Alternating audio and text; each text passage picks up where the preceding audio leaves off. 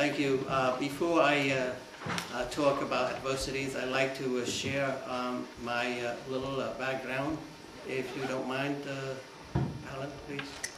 Next, we have an insight into what it was like in Cambodia when the Khmer Rouge was carrying out its acts of genocide in the late 70s. Sarah Matheson brings us the story.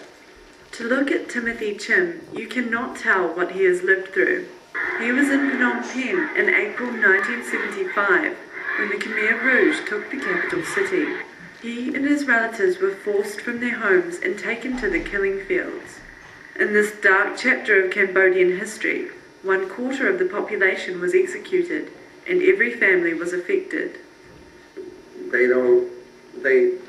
want us to stay together, so I was put in one camp inside the temple to other camp, which stationed about 10 kilometers away. They told us that we needed us to go back to the capital city to receive Prince Sihanouk. Prince Sihanouk at that time was in Beijing. Still didn't know that they were going to send me to kill. When he realized they were actually taking people deep into the jungle for execution, he ran. The soldiers started firing their guns at him.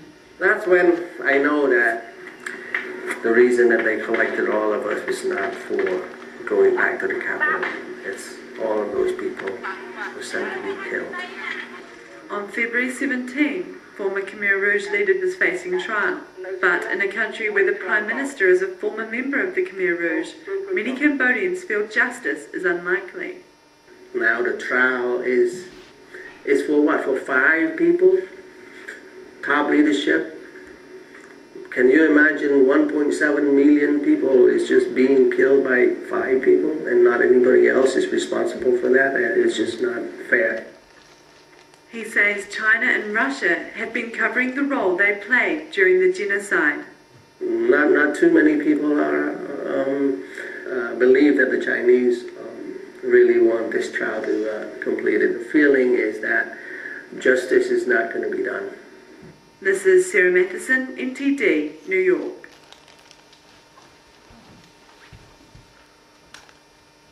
Thank you. That was just a little background where I came from. But I'm standing here before you today is not about the sad things. I want you to concentrate about the seeds of every adversities. Because Dr. Hill says that in every adversities you may face, there are seeds of an equivalent success or better, right?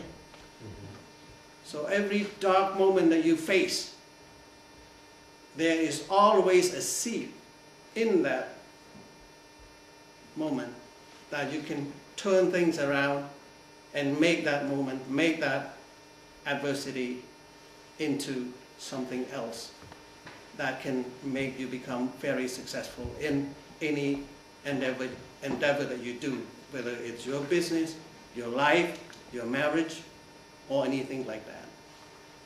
I can say that in front of you now because I have gone through all of those things. The picture in your mind, what you want to do, where you want to be, how you want to do is not important. But what goes into your mind is very important. I was touched by the word freedom when our great friend, the American, went to Cambodia at the last stage of the Vietnam War. Anybody who knew Vietnam War back in the 70s, the 60s and all. But in 1970, American brought freedom to Cambodia, which I truly believe it until today. I didn't know what freedom looked like, but it was like, okay, I can do this. I can go and sing. I can listen to good music. I can eat. I can move from one place to another without any oppression, without any restrictions, right? And that's the picture that I saw while I was 14. The war started when I was 14. I was so happy because I know that I'm going to help my country to become free. Because I hear anything that come from American soldiers out there, or American radio that was playing in South Vietnam that I catch in Cambodia. I love the music, I love the way, all the freedom and all that, but that was the freedom that I had in my mind. The country fell into that war. And that was the first adversity that I faced, right? The country fell apart. Everybody was like brother fighting brother, sisters fighting brothers, and the father fighting against their own son.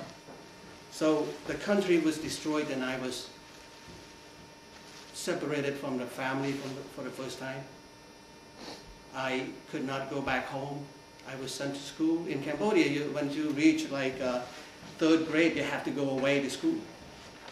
You can't. There's no school around your vicinity to go to, so you have to be sent away to school. So I was in high school at the moment, and I couldn't go back home because there was no home to go to. That was my first adversity. You know, what would I do? I said to myself, now there's 2 choices. One is to go along with the American, the other is to fight against the Americans. What do I do? Now, American brought freedom. I like that freedom. I want to go there. Have no idea where America is. I have no idea how the freedom will look like, but the picture of that, that's the key, the picture of that freedom. 2 years later on, I've learned that my entire village was completely obliterated by the bomb.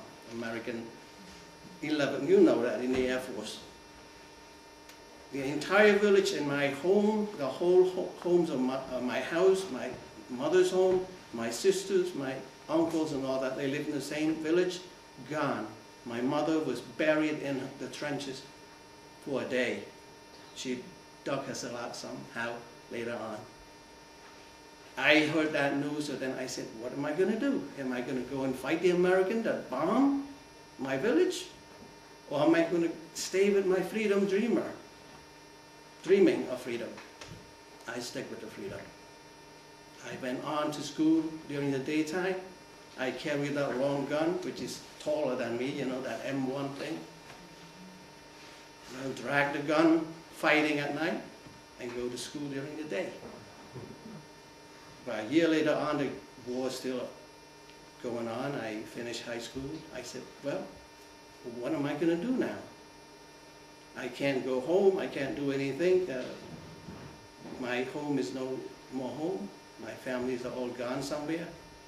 And then my father was later on died from food poison at the same period of time, so there's no chance that I could go back to do anything there. I took a chance. I sold everything I had. I sold everything, socks, shoes, you know, anything like that I had. Got enough money to pay a pilot in a military plane, the 2-prop plane. I couldn't go to the capital because the road was all cut off by the insurgents. You can't go, you can't walk, you can't just get out of any town without meeting them. So I paid a pilot to go to the capital city, and well, they put me to fly with pigs. You know, that slimy pigs in the back of the plane? That was the first time that I knew for sure that pig flies. It flies, and they fly, except that they are around me. You know how the smell of those cows yesterday that we went over, right? Anybody went to that place? It's not like that. But this is a PG rate, you know, I don't want to go to any double R-rated conversations yet. But then I went to the capital. Nobody, I knew no one there. Walking from block to block without any direction. I drift from place to place just to get food to eat a little bit. But you know what important it was? I still see that freedom right here. I want to get there. I don't know how. I just want to get there. I see that. I hear the music. I see the picture of how the American in my mind live. Then I want to be there. Got a job, a little bit job, and again carry gun and go into school. That was my job. Well, cut short, Cambodia War never ended. There was no ending in sight. The Khmer Rouge took over the country in 1975, April. They expelled everybody from the city, and I was among them. I started my second journey at the time that, like you see there, when I was in a death row. 72 of us in a death row. They number you, they call you 6, 7 at a time. And then I was warned by 3 people, which I did not believe, that they were going to send me to kill. It was like somebody out there trying to give me the message that you gotta get out, otherwise you'll be among the skull, right? So, cut the short because of the time, I want to just to tell you that in that moment of death row, I had to make the decision. What am I going to do? I know that I was going to die 100%, right? There's no chance. I'm going to be clubbed to death, and then somebody stand behind me and said, you got to do it. You got to do it. You got to do it right now. Die or not doing it. And I jump out of that death row, and there we go. The sound of gunshot from all directions. From there to there. And all I can see was that thing, the dirt that got hit by the gun bullets, and trees, leaves that are coming from the side. But the important thing that I want you to know is that faith in somebody out there. I said, I cannot be hit with these bullets. I know I want to go, I know where I want to go, just save me, I'll go. I didn't get hit. But the thing was the adversity within that moment. It's just like a slow motion of the picture that you know, like you're going to see the movie. They see the slow motion, and you see all the shooting comes at you, and all I thought was just about that somebody up there, infinite intelligence we call them now, right? Somebody out there help me. I fell, I don't know how many times. None of those bullets hit me. I got hurt from the falling. Yeah, so I went over to lick my wound a little bit. Then we got caught 4 or 5 more times. The last time that I got caught was at the time that we had, I had formed a mastermind alliance to get out of the country. 12 of us all together. It was hard. But I just skipped that because those are rated R. I cannot talk about it, you know what I mean? This is supposed to be a rah-rah section here. But anyway, the last chapter was adversity after adversity. We were told that you can't leave Cambodia because there were 100 millions of landmines. We couldn't leave Cambodia because the forest was so dense. We couldn't leave it because there was no water. I faced them all. Starvation, you know, dehydration. The last 14 days we had to climb about 24 mountains. And I want to know that mountains is high, right? It's like you're doing anything in sales. Anything, whether you sail that OG things or anything, don't stop at the first mountain. Go.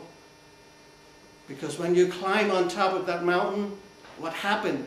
It's still below your feet. They are still below your feet. Whether you climb the tree on top of that thing, you can see further. I got to Thailand.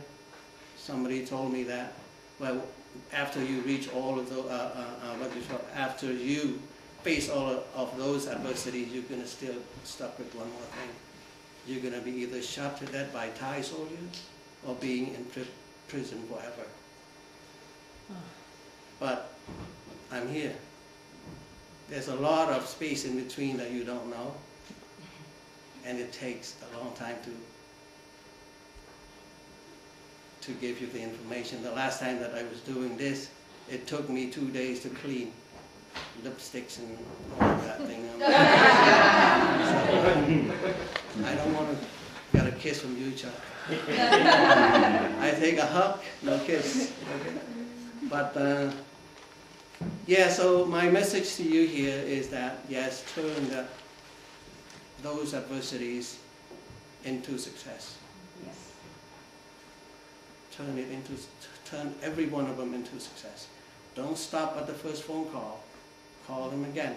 Don't stop at the first person that you meet and say no. Do it again. I'm here because of the 2%. Those 2 million people died. 2 million people died because that they did not do as I did. They were conformed to whatever the communists tell you to do. The conformity, right? Nobody escaped, so what? There's too many obstacles. I can't go. There's a lot of Dr. Negative that told me not to leave Cambodia. A lot of them.